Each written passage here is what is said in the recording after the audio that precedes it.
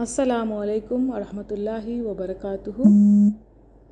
نحمدہ ونصلی علی رسولہ الکریم، اما بعد فاعوذ باللہ من الشیطان الرجیم، بسم اللہ الرحمن الرحیم۔ رب اشرح لی صدری ویسر لی امری واحلل عقدۃ من لسانی یفقہوا قولی۔ رب زدنی علما، اللہم فقہنا فی الدین، اللہم انا نسألک علما نافعا وعملا متقبلا ورزقا طیبا، اللہم انفعنا بما علمتنا وعلمنا ما ينفعنا وزدنا علما، آمین یا رب العالمین۔ الحمدللہ، آج ہم نیا سورہ سٹارٹ کر رہے ہیں، سورہ حج۔ سورہ حج مدینہ میں اور مکہ میں دونوں جگہ نازل ہوئی ہے۔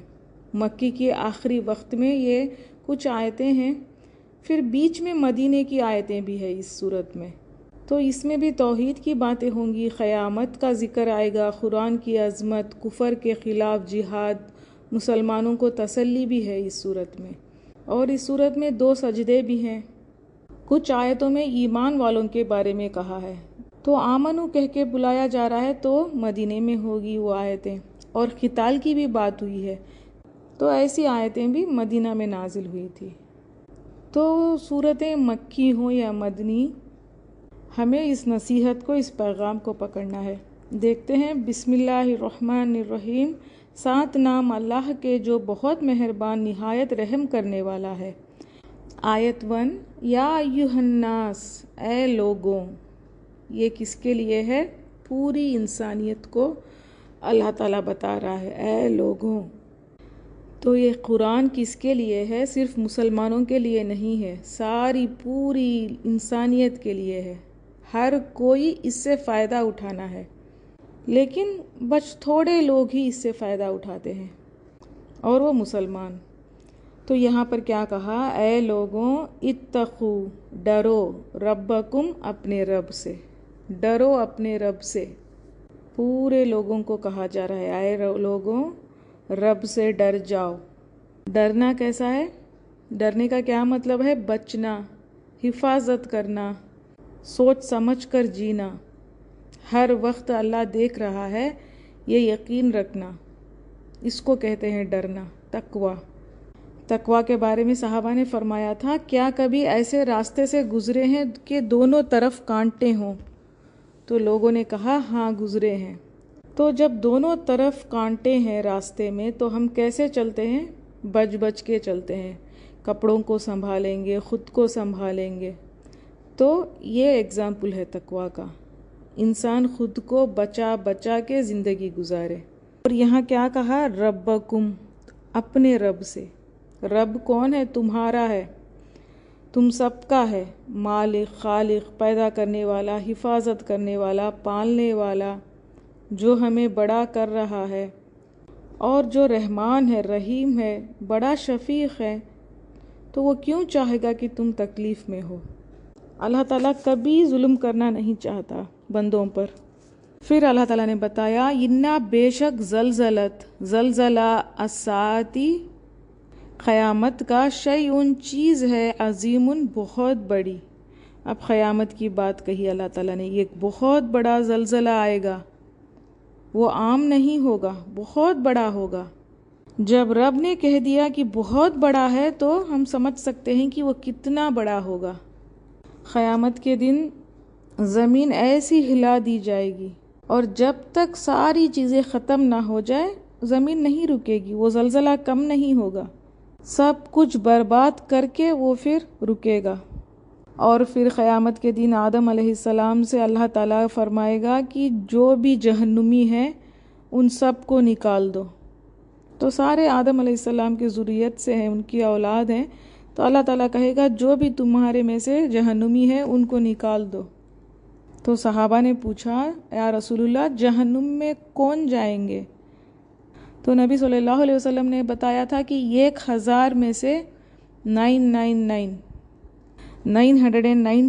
لوگ جہنم میں جائیں گے۔ تو یہ بات سن کے صحابہ ڈر گئے تھے، ہیبت میں آ گئے۔ تو رسول اللہ صلی اللہ علیہ وسلم نے کہا تھا کہ ان میں سے ایک تمہارے میں سے ہوگا، اور باقی کے یاجوج ماجوج سے ہوں گے، اور ابلیس کی ذریت سے ہوں گے۔ تو تو یہ سن کے صحابہ کو تھوڑا حوصلہ ملا۔ تو یہ زلزلہ بہت بڑا ہوگا۔ یوم، جس دن، یرونہا، تم دیکھو گے اسے، تذہلو، غافل ہو جائے گی، کلو، ہر، مردیتن، دودھ پلانے والی، اما، اس سے جسے، اردات، اس نے دودھ پلایا تھا۔ تو قیامت کا یہ منظر اتنا خوفناک ہوگا، بھول جائے گی ہر دودھ پلانے والی جس کو دودھ پلاتی ہوگی۔ مطلب اپنے بچے کو کوئی ماں گود میں لے کے دودھ پلا رہی ہوگی، اس بچے کو وہ پھینک دے گی خوف کی وجہ سے، وہ بھول جائے گی کہ اس کا بھی کوئی بچہ ہے۔ وَتَدَعُّ، اور گرا دے گی، کلو، ہر، ذاتی حملی، حمل والی، حملہا، حمل اپنا، اور ہر پریگننٹ عورت کا مسکیریج ہو جائے گا، کیونکہ اتنی پریشانی ہوگی۔ ہمیں پتہ ہے آج بھی کہ اگر کسی کو زیادہ ٹینشن ہوتا ہے، بہت زیادہ پریشانی ایسے کوئی ہوتے ہیں، تو پھر ان کو مسکیریجز کے چانسز زیادہ ہوتے ہیں۔ تو وہ منظر دیکھ کے قیامت کی وہ آوازیں، وہ زلزلے، تو عورت کیا ہوگی، اتنی پریشان ہو کے اس کا حمل گر جائے گا، وہ مسکیریج ہو جائے گا۔ تو یہ دو مثال ہیں اللہ تعالیٰ نے دکھایا ہے۔ اگر کوئی ماں جس کی ممتا سب کو پتہ ہے، جب ایک بچے کو دودھ پلاتی ہے ماں، تو وہ کتنی حفاظت کرتی ہے اس بچے کی، راتوں میں جاگ جاگ کے اس کو دیکھتی رہتی ہے، اس کو دودھ پلاتی ہے، اس کا کیئر کرتی ہے۔ اب ایسی ماں بچے کو چھوڑ دے گی، گرا دے گی، بھول جائے گی، تو وہ پھر ایک مثال ہے، ایک ایگزامپل ہے سمجھنے کا کہ پھر دوسروں کا کیا حال ہوگا۔ دوسروں کا بھی ایسا ہی حال ہوگا۔ کوئی آفس جا رہا ہوگا تو شاید وہ آفس جانا بھول جائے گا، کوئی کچھ پکا رہی ہے تو وہ پکانا بھول جائے گی۔ یہاں پر یہ اس ماں کا ایگزامپل کیوں دیا ہے؟ کیونکہ یہ ہوتا نہیں ہے اکثر۔ اگر ایسا ہوا ہے تو ہم سمجھ سکتے ہیں کہ یہ کتنا بڑا دن ہوگا۔ وَتَرَئی، اور آپ دیکھیں گے، الناسا، لوگوں کو، سکارا، نشے میں، وما، حالانکہ نہیں ہوں گے، ہم وہ، بسکارا، نشے میں، ولیکن، اور لیکن، عذاب اللہ کا، شدید، بہت سخت ہے۔ اب کیا بات ہے؟ اب آپ دیکھیں گے لوگوں کو، ان کی کیا حالت ہوگی؟ وہ نشے کی حالت میں ہوں گے، لیکن نشہ نہیں کیے ہوں گے۔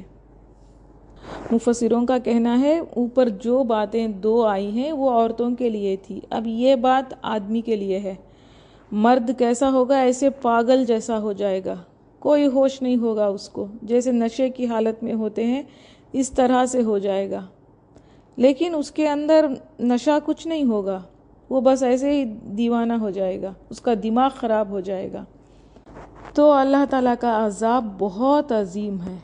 دن کا سٹارٹ اس زلزلے سے ہوگا اور پورا دن یہ ہوتا جائے گا جب تک کہ سب کچھ ختم نہ ہو۔ تو اس کے لیے کیا کرنا ہے؟ اس رب سے ڈر جاؤ، وہ ذات چھوٹی نہیں ہے، اور قیامت نارمل چیز نہیں ہے جس کو لے کے شاعری میں ڈال دیتے ہیں، جس کو لے کے فلم کے گانوں میں رکھ دیتے ہیں۔ نبی صلی اللہ علیہ وسلم سفر میں جا رہے تھے، تب یہ آیت اتری تھی، تو نبی صلی اللہ علیہ وسلم اس آیت کو تلاوت کرتے چلے جا رہے تھے، تو صحابہ جمع ہو گئے، تو نبی صلی اللہ علیہ وسلم نے پوچھا صحابہ سے کہ قیامت کس دن ہوگا؟ تو انہوں نے جواب دیا اللہ اور اس کا رسول بہتر جانتے ہیں۔ تب رسول اللہ صلی اللہ علیہ وسلم نے یہ بات کہی تھی۔ تو 1000 میں سے جو میں نے پہلے بتایا تھا 999 جہنمی ہوں گے، 999۔ تو قیامت کے دن کے بارے میں ہم پہلے بھی پڑھ چکے ہیں، بچے بوڑھے ہو جائیں گے، اتنی ہیبت ہوگی۔ تو یہ مثال کے طور پر بتایا گیا ہے کہ ایسا ہوگا۔ تو پہلا سور جب پھونکا جائے گا تو زلزلہ ہوگا۔ تو یہ جو باتیں آئی ہیں یہ ہوگا کہ عورتیں دودھ پلانے والی اپنے بچوں کو بھول جائیں گی، حمل گر جائے گا، بچے بوڑھے ہو جائیں گے، یہ ساری چیزیں۔ پھر بعد میں دوسرا سور پھونکا جائے گا تو پوری انسانیت، پورا مخلوق، سب کچھ اس دنیا میں جو کچھ بھی ہے سب ختم ہو جائیں گے۔ پھر تیسرے سور پہ ہر کوئی اپنے قبروں سے اٹھے گا اور حشر کے میدان کے طرف بھاگے گا۔ اب اس سورت کا نام حج ہے، تو سٹارٹ میں ہی قیامت کی باتیں کیوں آ گئی؟ کیونکہ حج میں اور قیامت میں بھی بہت ساری سملیرٹیز ہیں۔ جیسے ہم دیکھتے ہیں حج میں عرفہ کے میدان میں جب جاتے ہیں تو قیامت میں بھی یہیں اکٹھے ہوں گے، جیسے حاجی اکٹھے ہوتے ہیں وہاں پر۔ اور پھر حج میں گرمی ہوتی ہے، رش ہوتا ہے، چاہے ونٹر میں بھی ہو حج، لیکن لوگوں کی وجہ سے، رش کی وجہ سے گرمی ہوتی ہے۔ تو قیامت کے دن بھی بہت گرمی ہوگی، اور اسی طرح انتظار، ہر چیز کا انتظار کرتے ہیں ہم حج کے لیے، حج میں بس کے لیے، ٹرین کے لیے، کھانے کے لیے، طواف کرنی ہے، سب دیکھ دیکھ کے انتظار چلتا رہتا ہے۔ تو قیامت کے دن بھی بہت بڑا انتظار ہوگا۔ اور اسی طرح دنیا کے سارے کونے کونے سے لوگ آ کے حج کے لیے اکٹھے ہوتے ہیں، تو قیامت میں بھی اسی طرح ہے، دنیا کے سارے لوگ اکٹھے ہوں گے۔ اور حج میں بہت تھکاوٹ ہوتی ہے، نہ گھر ہوتا ہے ہمارا، نہ بستر ہوتا ہے، تو آخرت کا دن بھی اسی طرح ہوگا۔ اور حج کے بعد جیسے کنکری مارنے کے لیے سارے حاجی ایک طرف کو بھاگتے ہیں، بھاگ بھاگ کے جاتے ہیں کنکری مارنے کے لیے، تو اسی طرح قبروں میں سے اٹھیں گے، حشر کے میدان کے طرف لوگ بھاگیں گے۔ اب جب اللہ تعالیٰ نے ہر مثال دکھا دی، ہر چیز بتا دی ہے، اب بھی کسی کو بات سمجھ میں نہیں آتی، تو وَمِنَ النَّاسِ، اور لوگوں میں سے کوئی ہے، من جو یجادل، جھگڑا کرتا ہے، فی اللہ، اللہ کے بارے میں، بغیر علم کے، وَيَتَّبِعُ، اور وہ پیروی کرتا ہے، کُلَّ، ہر شیطان مرید، سرکش کی۔ اتنا سب کچھ سن کر بھی بغیر علم سے بحثیں کرتا ہے انسان، جھگڑا کرنے لگتا ہے، تو یہ گواروں کی طرح ہے، بغیر علم سے باتیں کرتا ہے۔ نضر بن حارث جو تھا وہ بڑے اعتراض کرتا تھا نبی صلی اللہ علیہ وسلم کے تبلیغ پر، پروپیگنڈا کرتا تھا، لوگوں میں جا کر کہتا تھا کہ یہ تو کچھ صحیح نہیں ہے، بات نہیں مانو ان کی۔ تو ایسے لوگ کیا ہیں؟ پیروی کرتے ہیں شیطان کی، اور شیطان سرکش ہے، اگر کوئی اس کے پیچھے چلے گا تو پھر اللہ سے بہت دور چلا جائے گا۔ اور انسانوں میں بھی شیطان ہوتے ہیں، وہ بحثیں کرتے ہیں، اللہ کے بارے میں باتیں کرتے ہیں، یہ کیا ہے، ایسا کیوں ہے، یہ بات سمجھ میں نہیں آ رہی ہے، وہ بات سمجھ میں نہیں آ رہی۔ یہ سب کیوں کہتے ہیں؟ کیونکہ ان کے پاس علم نہیں ہے۔ کوئی بھی اللہ کے اوپر سوال کرتا ہے، بحثیں کرتا ہے، جھگڑا کرتا ہے، تو وہ کہاں سے کر رہا ہے؟ اس کو کوئی قرآن کا علم نہیں ہوتا، وہ کوئی ایسے جا کے علماء کے ساتھ بیٹھ کے نہیں سیکھا ہوتا ہے دین۔ اور جو بھی نبی صلی اللہ علیہ وسلم کے اوپر باتیں کرتے ہیں ان کو پتہ ہی نہیں ہے کہ سیرت کیا ہے نبی صلی اللہ علیہ وسلم کی۔ اگر کوئی سیرہ کرے تب سمجھ میں آئے گا کہ نبی کون ہے۔ تو اللہ تعالیٰ نے کہا بغیر علم کے، بس اوپر ان کی باتیں سن لی۔ آج کل تو بہت سارے ایسے پروپیگنڈا کے ویڈیوز ہیں جو پروف کی طرح دکھاتے ہیں، سب کچھ جھوٹ ہوتا ہے اس میں۔ تو انٹرنیٹ سے کچھ بھی نکال لیا اور لوگ سمجھتے ہیں کہ ہمیں بہت علم ہے، تو پھر وہ جھگڑے کرتے ہیں، سوال کرتے ہیں، لوگوں میں بھی ڈاؤٹس ڈالتے ہیں۔ تو یہ کس لیے ہوتا ہے؟ کیونکہ ان لوگوں کے پاس کوئی علم نہیں ہے، بغیر علم سے یہ بحثیں کرتے ہیں۔ کتبہ، لکھ دیا گیا، علیہ، اس پر، انہ، کہ بے شک وہ، من جو کوئی، تولہ، دوست بنائے گا اسے، فانہ، تو بے شک وہ، یضلہ، وہ بھٹکا دے گا اسے، ویہدیہ، اور وہ رہنمائی کرے گا اس کی، الی عذاب، طرف عذاب السعیر، دوزخ کے۔ لکھ دیا گیا مطلب فیصلہ کر دیا ہے، کس کے بارے میں؟ کہ وہ جو جھگڑا کرتے ہیں، جو بھی اس شیطان کی اور ان شیطان انسانوں کی دوستی کرتے ہیں، ان کے لیے جہنم لکھ دیا گیا ہے۔ شیطان ایسے ہی لوگوں کو ٹریپ کر لیتا ہے، کبھی نفس کے سامنے بے بس ہو جاتا ہے انسان، کبھی کسی کے سامنے، کبھی لوگوں کے ڈر سے، کبھی کسی کی بات لے لیا، کبھی کدھر چلا گیا، تو انسان شیطان کے پیچھے جا کر راستہ گم کر لیتا ہے، پھر اس کو کبھی منزل نہیں ملتی۔ تو شیطان جلنے کے عذاب کے طرف لے کر جاتا ہے، خود بھی جائے گا اور انسانوں کو بھی لے کر چلا جائے گا، اس کے دوستوں کو جو شیطان کی اطاعت کرتے ہیں۔ سب کے اندر یہ فطرت میں ڈال دی ہے اللہ تعالیٰ نے کہ غلط کیا ہے صحیح کیا ہے. اگر کوئی غلط کام کر کے بھی سیٹسفائی ہے تو سمجھ لیجئے یہ شیطان کے طرف سے ہے. اگر غلط کام کر کے ملامت ہے، پچھتاوا ہے، تو پھر خیر ہے. اندر سے ہمارے آواز آتی ہے تو یہ اچھی بات ہے، ضمیر ابھی بھی زندہ ہے ہمارا، تو سمجھ لینا چاہیے کہ ہم نے شیطان کی اطاعت کی ہے، ہٹ جانا ہے پھر اس راستے سے. ورنہ کیا ہے، پھر اللہ تعالیٰ نے لکھ دیا ہے ایسے لوگوں کے لیے جہنم. یا ایھا الناس، اے لوگوں، ان اگر کنتم ہو تم فی ریب، کسی شک میں، من البعث، دوبارہ جی اٹھنے سے، فإنا، تو بے شک ہم، خلقناکم، پیدا کیا ہم نے تمہیں، من تراب، مٹی سے، ثم پھر، نطفۃ، نطفے سے، ثم پھر، من علقۃ، جمے ہوئے خون سے، ثم پھر، من مضغۃ، گوشت کی بوٹی سے، مخلقۃ، شکل والی، بغیر اور بغیر مخلقتی، شکل والی. تمام انسانوں سن لو، تمہیں لگتا ہے کہ دوبارہ کس طرح سے پھر جی اٹھیں گے، کیسے ہوگا، قبروں سے کوئی ہڈیاں چور چور ہو گئیں، کوئی نام و نشان نہیں ہے، وہ پھر کیسے پیدا ہوں گے؟ تو اللہ تعالیٰ نے کہا ہے کہ تم کیسے پیدا ہوئے تھے.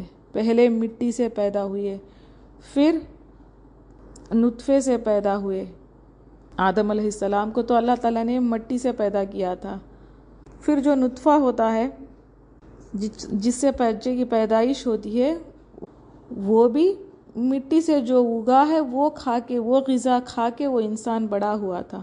اس کے نطفے سے پھر اور ایک بچہ پیدا ہوتا ہے.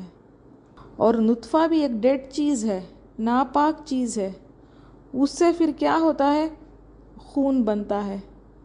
ماں کو پتہ بھی نہیں چلتا کہ اندر کیا کیا ہو رہا ہے. پھر اللہ تعالیٰ نے کہا ہے کہ پھر یہ گوشت کا ٹکڑا ہوتا ہے. مدغہ کہتے ہیں گوشت کو، اور وہ گوشت بھی کیسا، جیسا ہم گوشت کی بوٹی چبا کے تھوک دیتے ہیں، تو اس طرح سے اس کو کہتے ہیں عربک میں مدغتا، تو چبی ہوئی بوٹی. تو ویسے تھے تم، کیسے بد شکل میں تھے تم.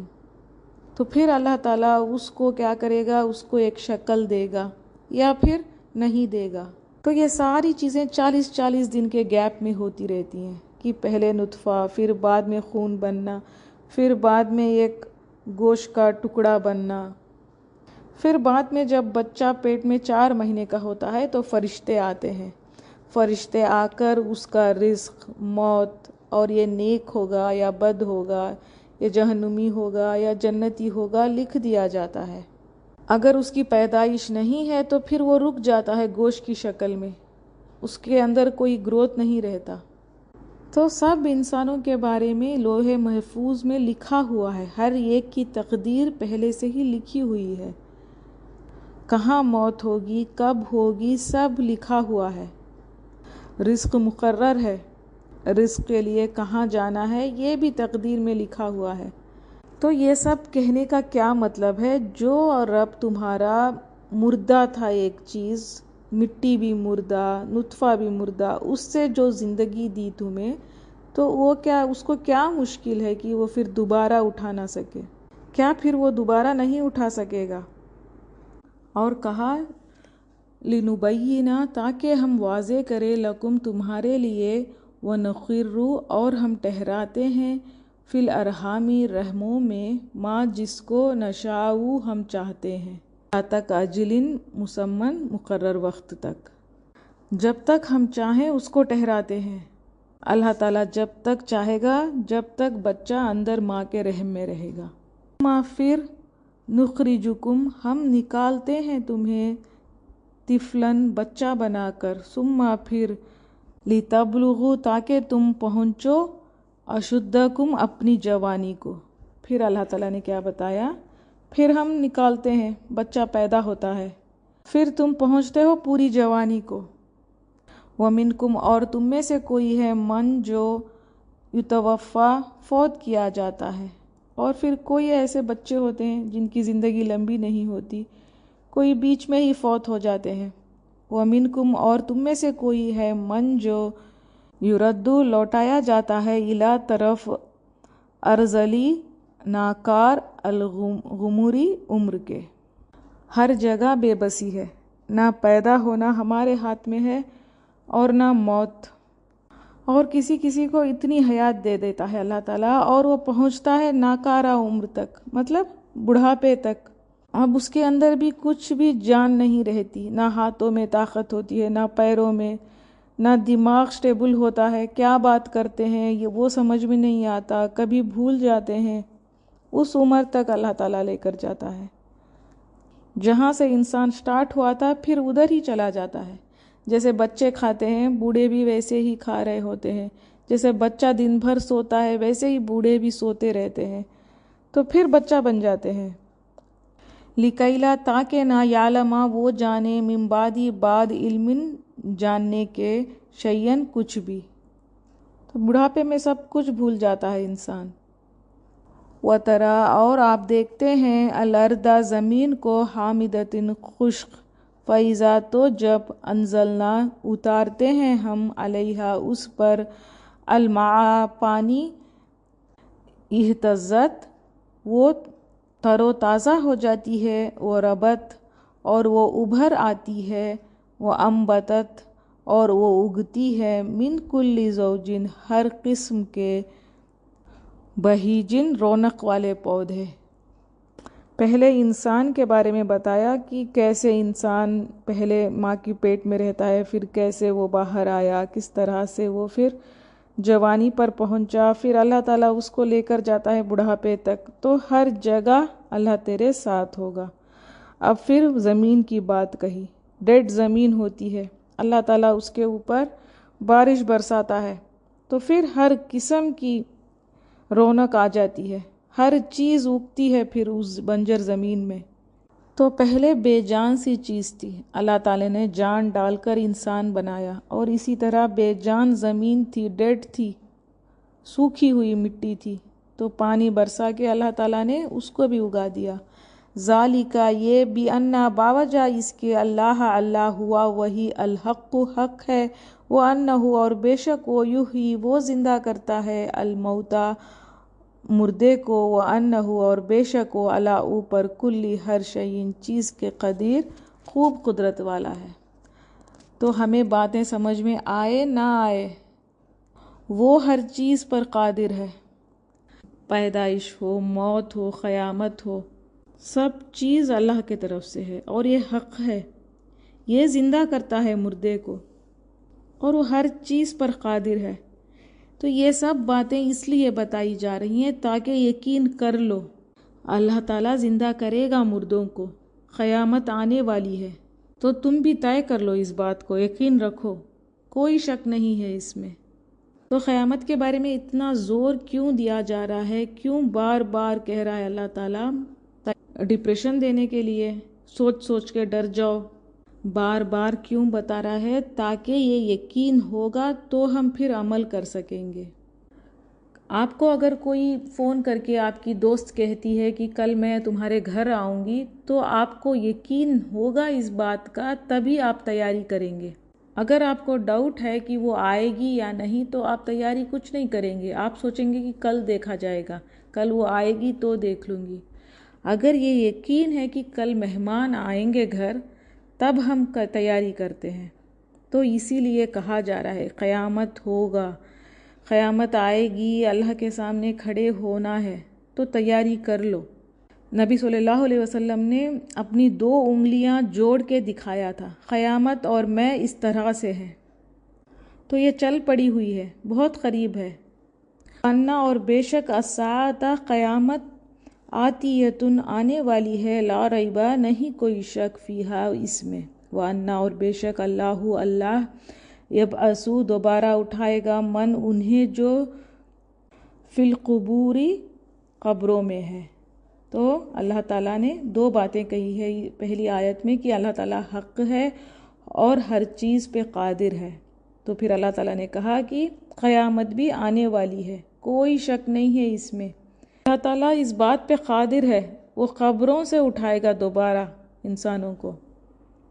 تو یہ سالڈ بات ہے، پکی بات ہے۔ وَمِنَ النَّاسِ اور لوگوں میں سے کوئی ہے من جو یجادلو جھگڑتا ہے فی اللہ اللہ کے بارے میں، بغیر علم کے، ولا اور بغیر ہدن ہدایت کے، ولا اور بغیر کتاب منیر روشن کے۔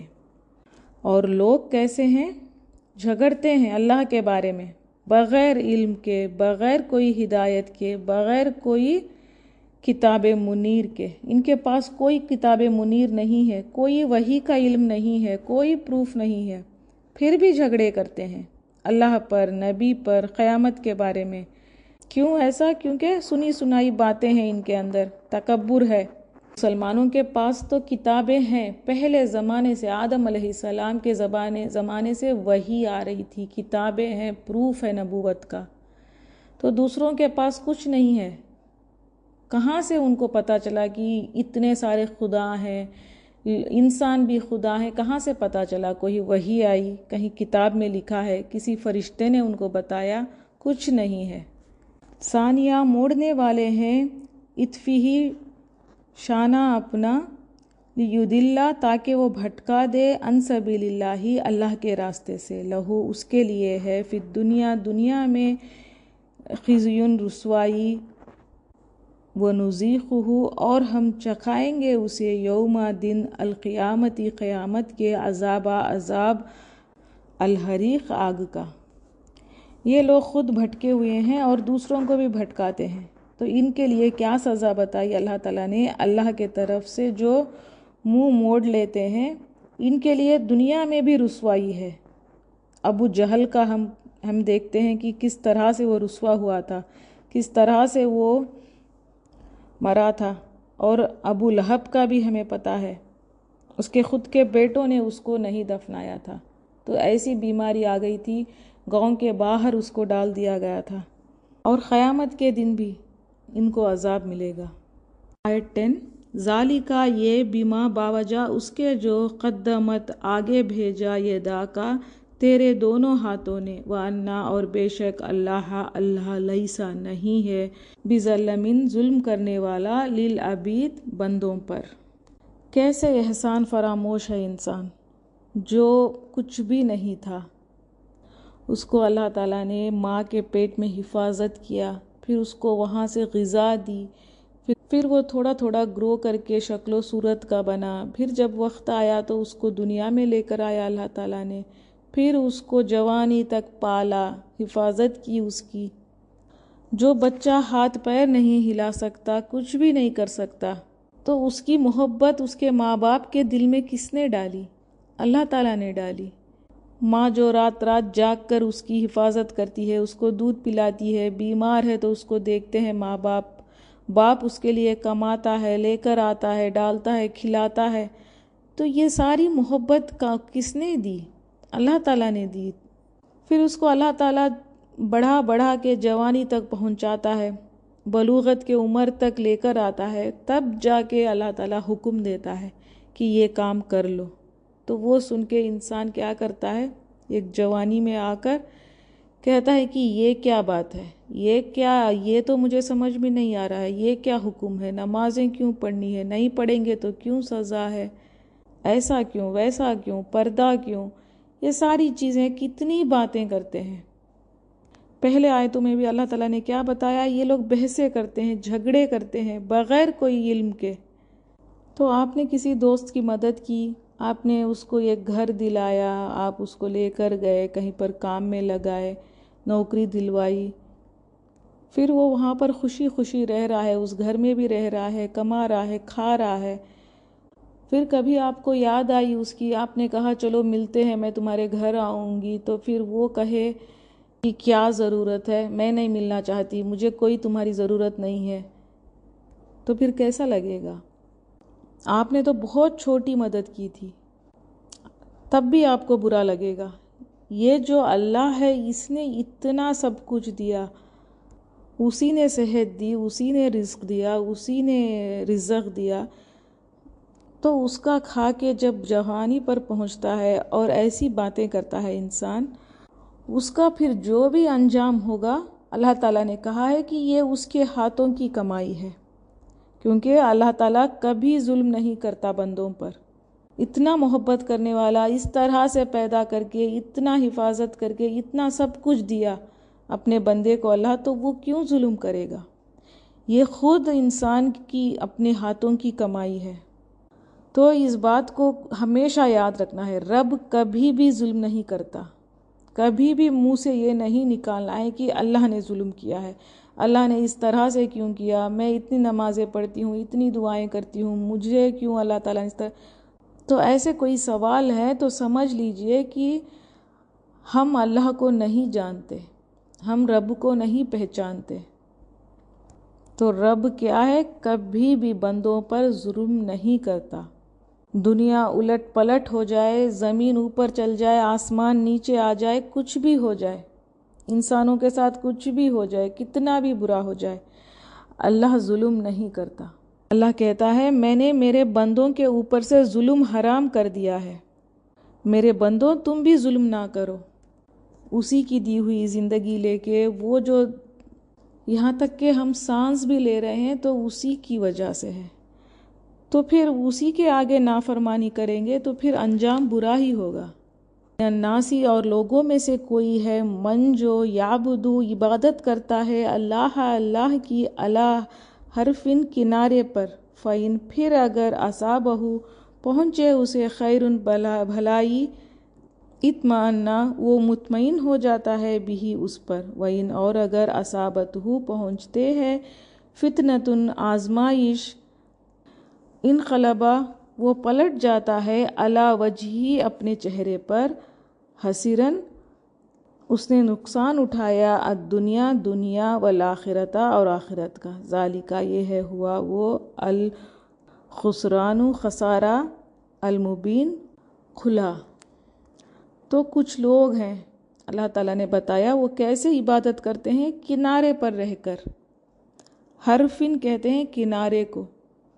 تو کچھ لوگ کیسے ہیں، جنگ بھی کرتے ہیں کنارے پر رہ کر، کنارے پر رہ کر لڑتے ہیں، جب بھاگنے کا وقت آئے تو وہ بھاگ جائیں۔ اور کون اندر آ کے لڑتے ہیں جن میں ہمت ہوتی ہے۔ اور عبادت بھی اسی طرح کنارے پر رہ کر عبادت، مطلب وقتی طور پر عبادت، کچھ ضرورت ہے تب عبادت کریں گے، تب اللہ کو یاد کریں گے، کچھ مشکل آ گئی تو اللہ کے پیچھے بھاگیں گے، بس ایک باؤنڈری پہ رہتے ہیں یہ لوگ۔ تو ایسے لوگوں کے اوپر اگر کوئی بھلائی پہنچتی ہے تو خوش ہو جاتے ہیں، اور اگر کوئی ایسی سختی آ جاتی ہے، کوئی مشکل آزمائشیں آ جاتی ہیں تو پھر وہ پلٹ جاتے ہیں۔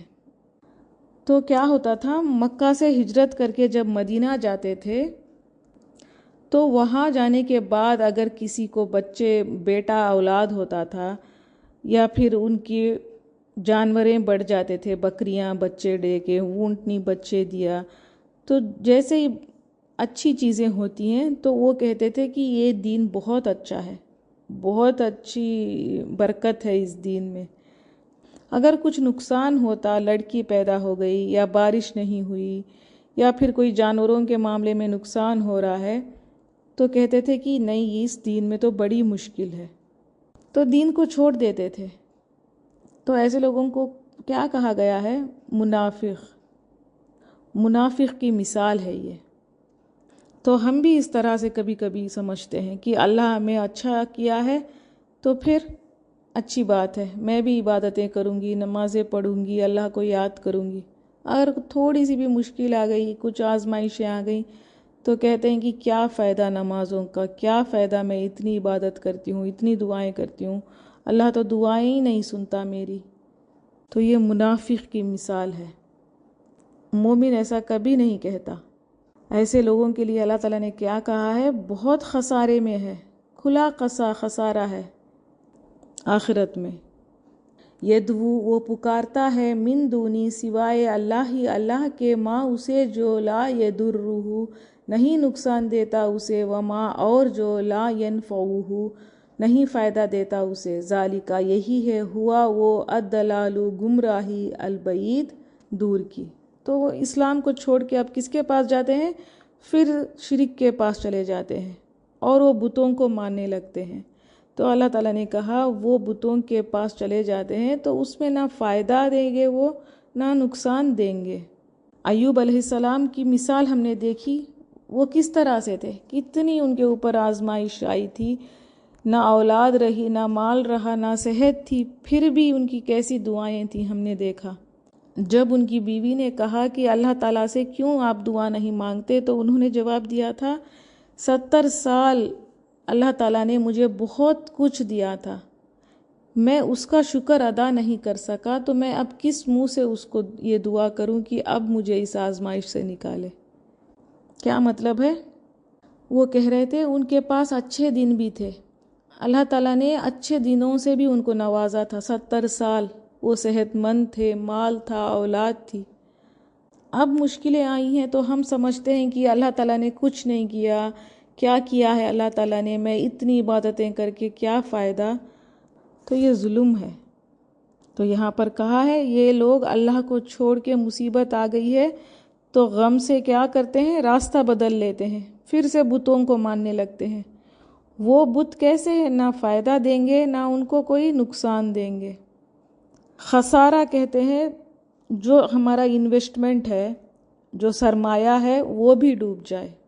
کسی بزنس میں ہم نے کچھ انویسٹ کیا، اگر وہ بھی نہیں آیا ہمیں تو پھر کیا ہے، بہت زیادہ لاس ہے، تو اس کو کہتے ہیں خسارہ۔ تو ایسے انسانوں کے لیے بہت بڑا خسارہ ہے، کچھ ہاتھ نہیں آئے گا، کتنا بھی کر لو کوئی فائدہ نہیں ہے۔ تو ہمیں بھی اپنے ایمان کو چیک کرتے رہنا ہے۔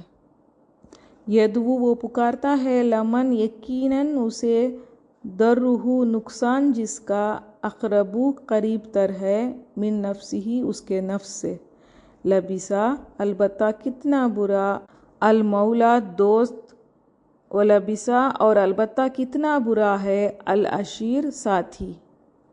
اور جو پکارتا ہے یقیناً اسے نقصان ہے جس کا، قریب تر مطلب اس کے نفع سے نقصان زیادہ قریب ہے۔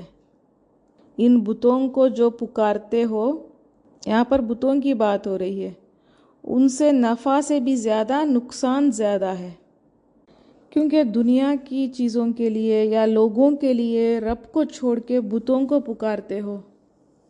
من یہاں پر بتوں کی بات ہے، تو دو انٹرپریٹیشنز ہے یہاں پر۔ من یہاں پر لوگوں کو کہا گیا ہے، لوگوں کو راضی کرنا چاہتے ہو، اسلام لاؤں گا تو لوگ تانے دیں گے، کوئی ساتھ نہیں دے گا، دنیا میں کچھ نقصان ہو جائے گا، تو اس سے اچھا ہے بتوں کو پکاریں گے تو لوگ خوش ہو جائیں گے، تو ایسا سوچ کے وہ ادھر چلا جاتا ہے شرک کے طرف۔ اور دوسرا معنی کیا ہے، نقصان زیادہ ہے بجائے فائدے کے۔ یہ لوگ سمجھتے ہیں بتوں کو پکاریں گے تو لوگوں میں عزت بڑھ جائے گی، کیونکہ بڑے بڑے سردار سارے کفر میں تھے، تو ان کو خوش کرنے کے لیے بتوں کو پکارتے تھے۔ تو اللہ تعالیٰ نے کہا اللہ بھی ایسے ہی پکارنے والے کو اس کے حوالے چھوڑ دے گا۔ تو کتنا برا مددگار ہے جس کے ساتھ اس نے دوستی لگائی ہے۔ آیت 14، ان اللہ بے شک اللہ، یدخلو وہ داخل کرے گا، الذین انہیں جو آمنوا ایمان لائے، وعملوا اور انہوں نے عمل کیا، صالحات نیک، جنات باغات میں، تجری بہتی ہیں، من تحتہا ان کے نیچے سے، الانہار نہریں، ان اللہ بے شک اللہ، یفعل کرتا ہے، ما جو یریدو وہ چاہتا ہے۔ وہ لوگ جو ایمان لاتے ہیں، جو لوگ جو جمے رہتے ہیں اسلام پر، چاہے آسانی ہے، مشکلیں ہیں، صحت ہے یا بیماری ہے، فقر و فاقہ ہے یا بہاریں ہیں، کیسی بھی ہو زندگی، اس دین کو نہیں چھوڑتے۔ کیا ثبوت ہے ان کے پاس؟ یہ لوگ ایمان والے ہیں، اللہ کو نہیں چھوڑتے، کیونکہ یہ لوگ صالح عمل کرتے ہیں، نیک عمل کرتے ہیں۔ ایمان کی جڑیں دل میں رہتی ہیں تو عمل میں پروف کر کے دکھاتا ہے انسان۔ دل میں ہے تو پھر ظاہری بھی دکھے گا، عمل کے ذریعے دکھے گا۔ اس کو کسی کی اجازت لینے کی ضرورت نہیں ہے، وہ کسی سے نہیں ڈرتا، وہ بس نیک اعمال کرتا چلا جاتا ہے۔ تو اس کے لیے اللہ تعالیٰ نے کہا باغات ہے، جنت ہے اس کے لیے، اور بہتی ہے نیچے نہریں، نہریں بھی ہوں گی اس جنت میں۔ اور اللہ کرتا ہے جو چاہتا ہے، تو اللہ کی مرضی۔ جو ایمان لینا چاہتا ہے، جو ہدایت پر چلنا چاہتا ہے، اللہ تعالیٰ پھر اس کو وہ دے دیتا ہے۔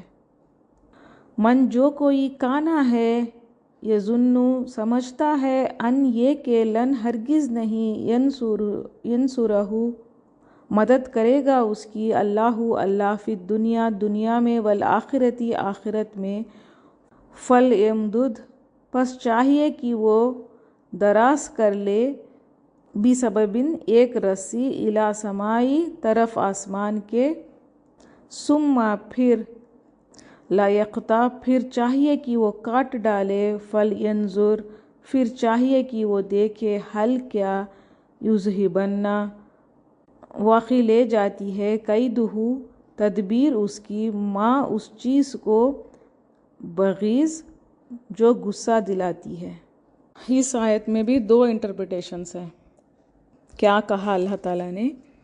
جو کوئی سمجھتا ہے ہرگز نہیں مدد کرے گا اللہ اس دنیا میں اور آخرت میں، کسی کا یہ ماننا ہے کہ اللہ تعالیٰ تو کچھ نہیں کرے گا مجھے، اس دنیا میں بھی فائدہ نہیں ہے، آخرت میں بھی کچھ بھی فائدہ نہیں ہے اللہ کو ماننے سے، تو ایسے لوگوں کے لیے کیا سولوشن ہے؟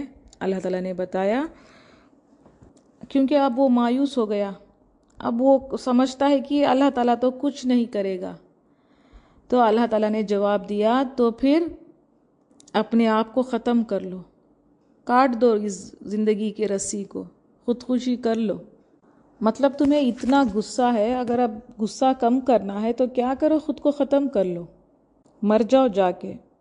اور دوسرا مطلب کیا لیا تفسیروں میں کہ یہ نبی صلی اللہ علیہ وسلم کے طرف ہے یہ اشارہ۔ اگر تم لوگ سمجھتے ہو اللہ تعالیٰ مدد نہیں کرے گا، نبی صلی اللہ علیہ وسلم جو اللہ کے طرف بلا رہے ہیں ان کے اوپر بھی شدید غصہ ہے، اللہ کے اوپر بھی شدید غصہ ہے، تو آسمان تک ایک رسی لے لو اور آسمان کے اوپر جاؤ اور اس رسی کو کاٹ دو جہاں سے یہ وحی آ رہی ہے۔ تو سمجھ آیا کیا مطلب ہے؟ مطلب کیا ہے اللہ تعالیٰ کا کہ جو وحی نبی صلی اللہ علیہ وسلم کے اوپر آ رہی ہے، جو یہ قرآن ہے، اس کو روکنے سے تمہارا غصہ ٹھنڈا ہوگا، تو پھر ایک رسی ڈالو آسمان تک، جاؤ اور کاٹ دو وحی کے سلسلے کو، ختم کرو اس قصے کو۔ جو باتیں، جو چیز تمہیں غصہ دلاتی ہیں اس کو ختم کر دو۔ جو بڑے بڑے باتیں ہیں، بڑے جھگڑے ہیں، بحثیں ہیں تمہاری، روک سکتے ہو اس وحی کے سلسلے کو تو روک کر دکھاؤ، اللہ تعالیٰ کے اس سنت کو ختم کر کے دکھاؤ۔ وَكَذَلِكَ اور اسی طرح، أَنزَلْنَاهُ نازل کیا ہم نے اسے، آیات بینات واضح کی شکل میں، وَأَنَّ اور بے شک اللہ یہدی وہ ہدایت دیتا ہے، من جسے، یریدو وہ چاہتا ہے۔ کلیئر باتیں ہیں، ہدایت لینا چاہتے ہو اللہ سے مانگو تو اللہ تعالیٰ دے دے گا، اللہ تعالیٰ راستہ دکھائے گا۔ اِنَّا بے شک الذین وہ جو آمنو ایمان لائے، والذین اور وہ جو ہادو یہودی بن گئے، والصابئین اور صابی، والنصارى اور نصارى، والمجوس اور مجوسی، والذین اور جنہوں نے اشرکوا شرک کیا، ان اللہ بے شک اللہ، یفصل فیصلہ کرے گا، بینہم درمیان ان کے، یوم دن القیامتی قیامت کے، ان اللہ بے شک اللہ علی اوپر، کلی ہر شیء چیز کے، شدید خوب گواہ ہے۔ یہاں پر دو گروپس بنائے اللہ تعالیٰ نے، ایک ایمان والے ہیں اور دوسرے گروپ میں 5 طرح کے لوگ ہیں، ایک یہودی اور صابی کہتے ہیں جو ستاروں کو پوجتے تھے، پھر نصارہ، پھر مجوسی آگ کی پوجا کرنے والے، پھر جو شرک کرتے ہیں، یہ سارے ایک گروپ میں آئیں گے اور ایک گروپ میں ایمان والے آئیں گے۔ تو قیامت کے دن اللہ تعالیٰ فیصلہ کرے گا، اللہ گواہ ہے، وٹنس ہے، ہر گروپ کہتا ہے ہم صحیح ہے، ہم صحیح ہے، تو اللہ تعالیٰ نے کہا ہم فیصلہ کریں گے، کون صحیح ہے یہ دنیا میں فیصلے نہیں کر سکتے، اللہ تعالیٰ قیامت کے دن واضح کر دے گا، سمجھ میں آ جائے گا سب کو کہ کون جنتی ہے، کون صحیح راستے پر تھے اور کون گمراہ تھے۔ علم کیا نہیں ترا آپ نے دیکھا، انا بے شک اللہ کو یسجدو سجدہ کرتا ہے، لہو اسے، من جو فی السماواتی آسمانوں میں ہے، ومن اور جو فی الارضی زمین میں ہے، والشمس اور سورج، والقمر اور چاند، والنجوم اور ستارے، والجبال اور پہاڑ، والشجر اور درخت، والدواب اور چوپائے، وکثیرن اور بہت سے، من الناسی لوگوں میں سے، وکثیرن اور بہت سے، حقاً ثابت ہو چکا، علیہ ان پر، العذاب عذاب، ومن اور جسے، یہن رسوا کر دے، اللہ فما تو نہیں، لہو اس کے لیے، من مکرمن کوئی عزت دینے والا، ان اللہ بے شک، یفعل وہ کرتا ہے، ما جسے، یشاء وہ چاہتا ہے۔ تو اللہ تعالیٰ نے کہا ہے کہ کیا نہیں آپ نے دیکھا، کبھی سوچا، کیا چیز؟ سب سجدہ کرتے ہیں، آسمانوں میں جو کچھ بھی ہے اور زمین میں جو کچھ بھی ہے، چاند، سورج، ستارے، پہاڑ، درخت اور جانور بھی، ہر کوئی اللہ تعالیٰ کی عبادت میں ہے، ہر کوئی سجدے کرتا ہے۔ اور آسمانوں میں جو بھی ملائکہ ہیں اور بھی کوئی اگر مخلوق ہے، وہ سارے اللہ کے آگے سجدے کرتے ہیں، اور زمین میں بھی جو کچھ بھی ہے سب کچھ اللہ کے آگے سجدے کرتا ہے، سب اللہ کے آگے جھکے ہوئے ہیں۔ ایک ہوتا ہے سجدہ اطاعت، جو اللہ کی اطاعت کرتا ہے، اللہ کے حکم مانتے ہیں، اس کو کہتے ہیں سجدہ اطاعت۔ اور ساری چیزیں جو کچھ بھی ہیں سب کچھ اللہ کی اطاعت کرتے ہیں، اللہ کی نافرمانی نہیں کرتے، اللہ جو حکم دیتا ہے وہ کرتے ہیں۔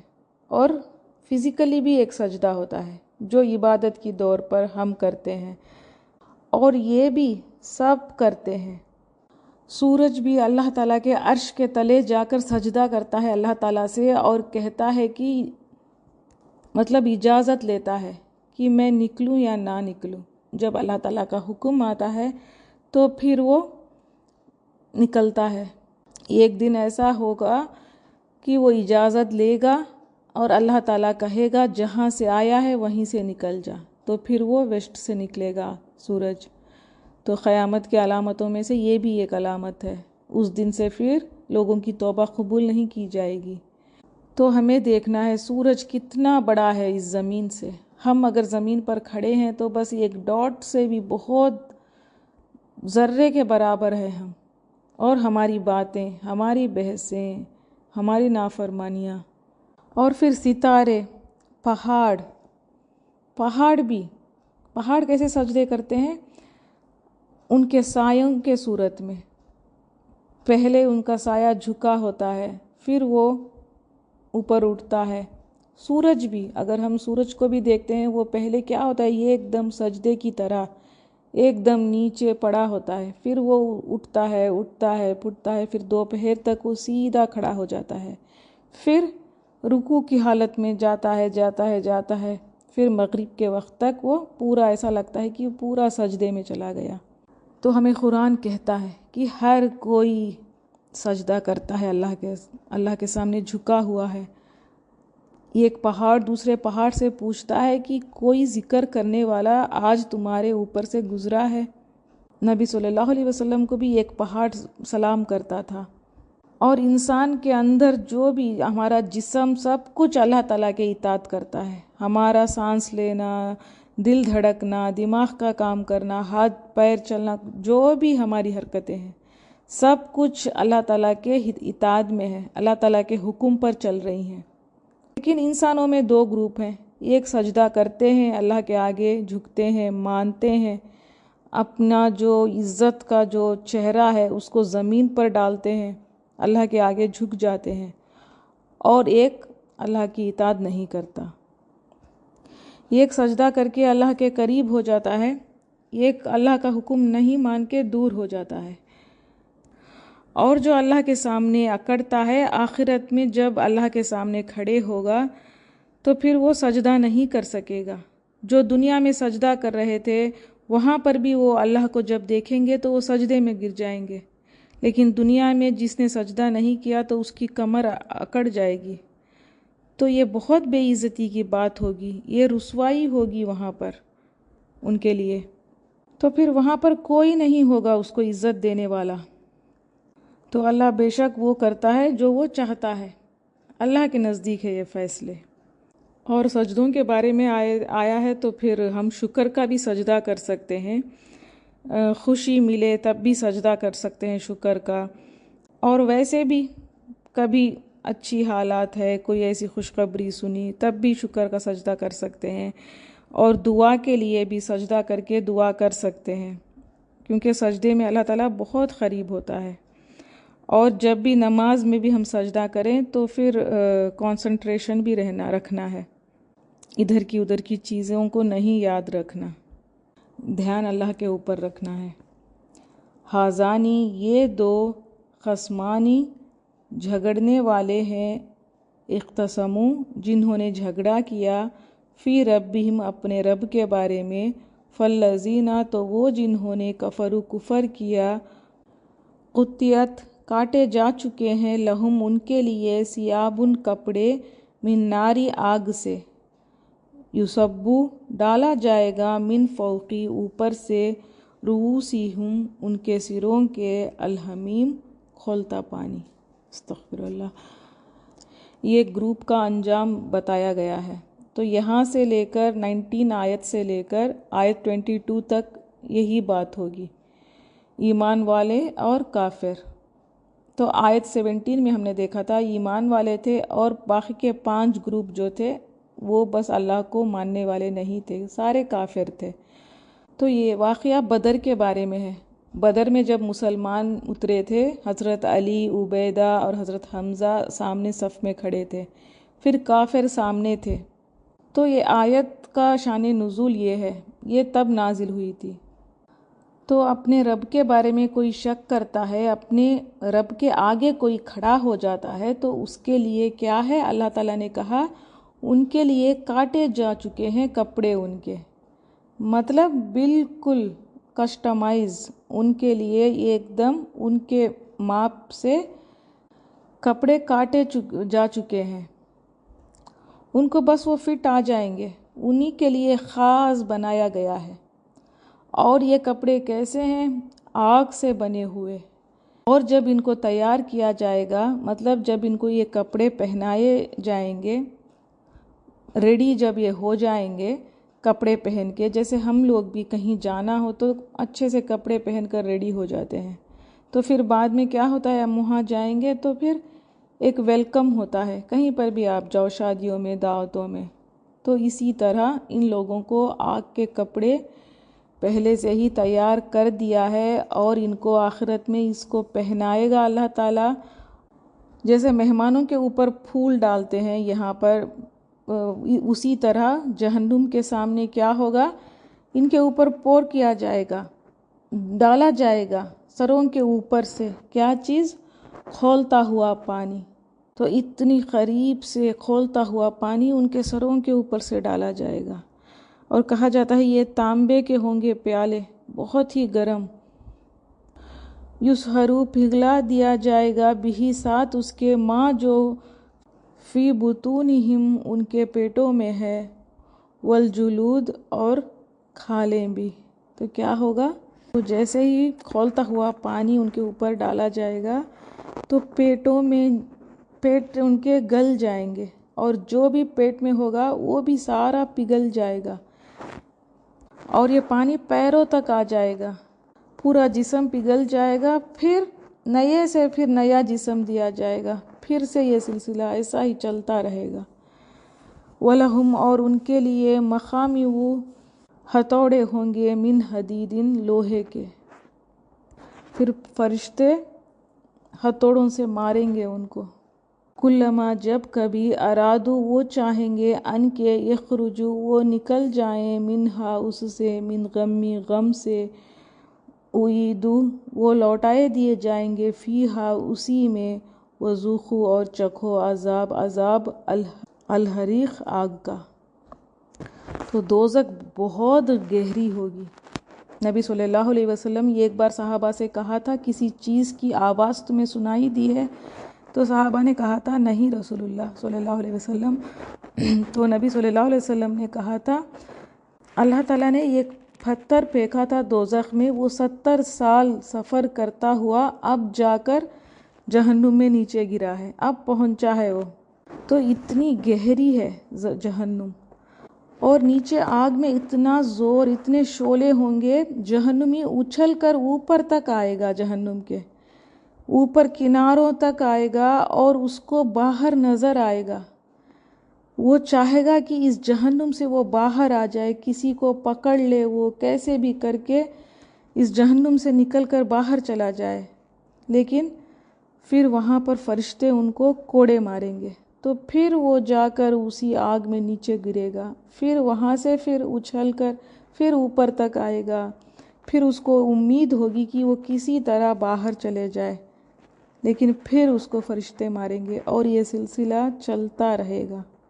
تو ہم ڈرتے ہیں اللہ کے اس عذابوں سے، ہم ڈرتے ہیں جہنم کی آواز سے، جہنم سے ہم ڈرتے ہیں۔